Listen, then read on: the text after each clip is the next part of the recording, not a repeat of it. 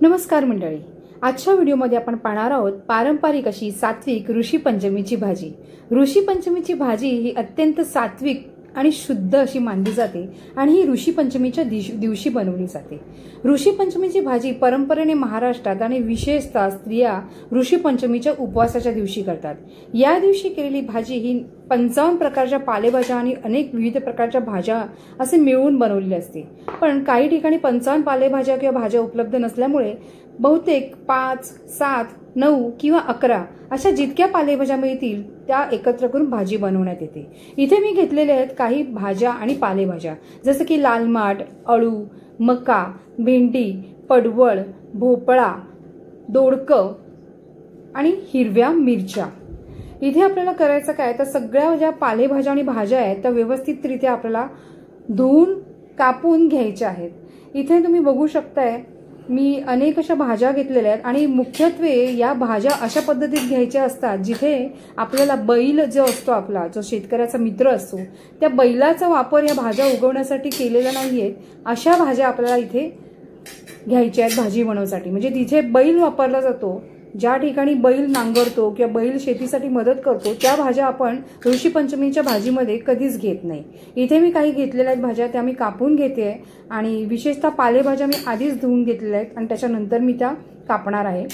सामान्यतः चवळीची भाजी, माठ, शेपू, मेथी, कोथिंबीर, अळूची पानं, त्याच्यानंतर दुधी भोपळा, घोसाळ्याची पानं, कोथिंबीर, मेथी अशी विविध प्रकारची पालेभाज्या याच्यामध्ये ऋषी पंचमीच्या भाजीमध्ये वापरण्यात येतात। ऋषी पंचमीची भाजी अत्यंत सात्विक आणि शुद्ध अशी मानली जाते, कारण की या दिवशी स्त्रिया ऋषींना वंदन करून शुद्धीकरणासाठी उपवास करतात आणि या अनेक पालेभाज्या आणि भाज्या खाल्ल्यामुळे शरीर शुद्ध होते, पचनशक्ती सुधारते आणि औषधही गुणधर्म आपल्याला मिळतात आणि आपलं पूर्णपणे पचनसंस्था शुद्ध होते।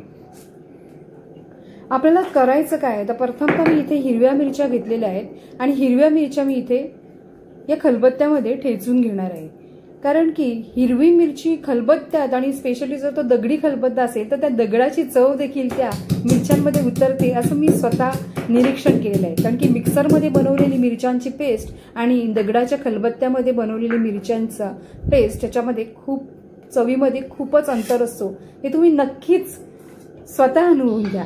असा खलबत्ता मागवायचा असेल तर तुम्ही मला कमेंट करू शकता, मी तुम्हाला याची माहिती तुम्हाला DM द्वारे देण्यात येईल। अरे रे, माझा आता काय झालं की गॅसच संपलाय, त्याच्यामुळे मी आता हा छोटू गॅस काढला आहे, म्हणजे छोटू स्टोव।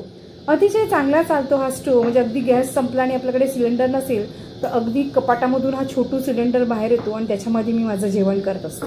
300 रुपयाला रिफिल करून मिळतो, म्हणजे रॉकेलचा स्टोव वापरण्यापेक्षा हा छोटू गॅस स्टोव कधी नेमका चांगला। याची माहिती हवी असल्यास नक्की कमेंट करा, मी माहिती देण्यासाठी कधीही तत्पर आहे।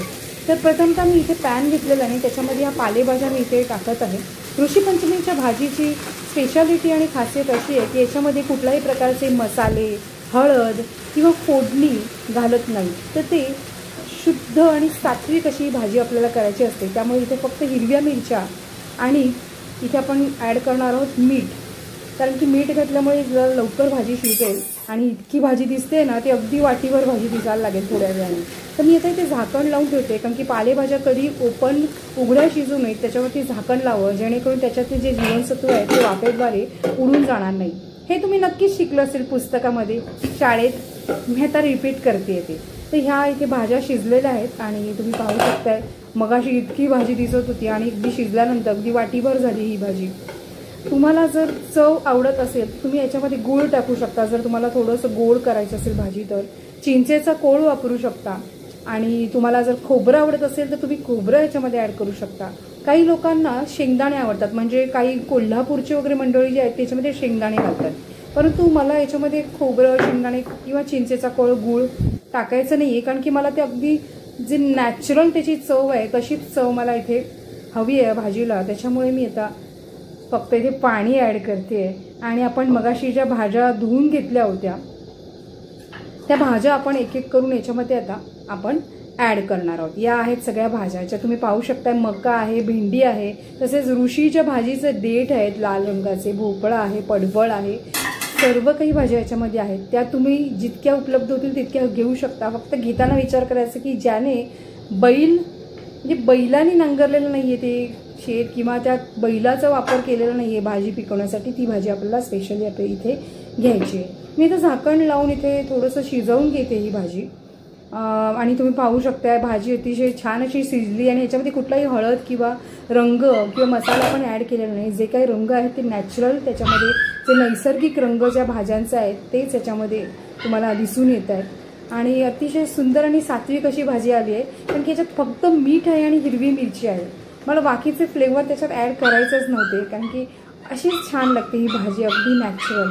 फक्त मला असं वाटतंय की माझं नातं हे कोकणातल्या मातीशी जोडलेलं आहे आणि त्या मातीचा सुगंध आणि सहवास मला हवावासा वाटतो। पण मुंबईत राहत असल्यामुळे आम्हाला ती माती मिळणार कुठून, तर मी इथे आणलंय मातीचं हे एक छोटंसं पातेलं आणि या पातेल्यामध्ये मी इथे ठेवते थोडंसं पाणी।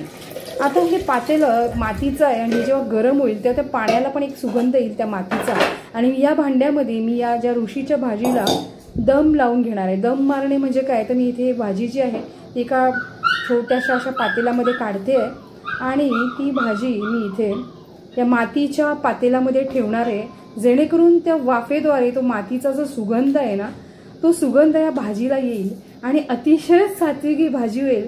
कारण की जेव्हा मातीचा सुगंध आपल्या जेवणामध्ये उतरतो तेव्हा खरंच ते जेवण अप्रतिम होतं। पण मी आता इथे याला दम मारून घेते आहे, तर बघा कशा पद्धतीत करते। फक्त मी याच्यामध्ये एक ना मला थोडंसं याच्यामध्ये तूप ॲड करायचं आहे। तुमच्याकडे जर लोणी असेल तर तुम्ही लोणीही ॲड करू शकता, पण मी इथे अमूलचं शुद्ध असं तूप घेतलेलं आहे, ते मी याच्यामध्ये एक अर्धा चमचा ॲड करणार आहे, जेणेकरून तोही एक सुगंध त्याच्यामध्ये येईल। आणि आपण दिवसभर उपवास केलेला असतो त्यामुळे ही भाजी जर तूप त्याच्यामध्ये असेल तर आपल्या पचन संस्थेसाठी, आपल्या पोटासाठी ती अतिशय औषधी आणि गुणकारी असं त्याच्यामध्ये काम करते। तर खरंच आपली हिंदू संस्कृती ही किती छान आणि सुंदर आहे, ज्याच्यामध्ये आयुर्वेदापासून आणि चवीपासून सगळ्याच गोष्टींची अतिशय छान पद्धतीमध्ये काळजी घेतलेली आहे। तर मी इथे थोडंसं ॲड केलेलं आहे अमूल घी, तुम्ही कुठलंही घी घेऊ शकता। आणि वाव, बघूया आता कसा छान दम मारलेला आहे तो मी। ओ वाव, या सुगंधामध्ये म्हणजे तो व्हिडिओमध्ये तुम्हाला मी सांगू शकत नाही, पण अप्रतिम असा मातीचा सुगंध येतोय आणि खरंच ही ऋषी पंचमीची जी भाजी आहे ती आता खऱ्या अर्थाने सात्विक झाली, कारण की मातीचा सुगंध जेवणाला अधिक रुचकर करून टाकतो। हा काय सुगंध येतो, म्हणजे व्हिडिओमध्ये तुम्हाला मी सांगू शकत नाही, इतका सुंदर सुगंध त्याच्यामध्ये येतोय। मी इथे ही भाजी घेते आणि तुम्ही पाहू शकताय ते टप्पोरे असे ते जे दाणे आहेत ना त्या मक्याचे, ते छान असे पिवळसर असे सुंदर दिसत आहेत, ते अप्रतिम। तुम्ही इथे मक्याचं कणीस पिवळं घेऊ शकता किंवा सफेद कलरचंही एक मक्याचं कणीस असतं तेही घेऊ शकताय, पण आजकाल हेच मक्या अवेलेबल आहे, स्वीट कॉर्न म्हणतात त्याला, हे थोडेसे गोड असतात। वाव, ही झाली आता ऋषी पंचमीची ऋषीची भाजी। लहानपणी माझी आजी ही भाजी नेहमी ऋषी पंचमीला करायची आणि सकाळी उठून पूजा करायची। धन्यवाद।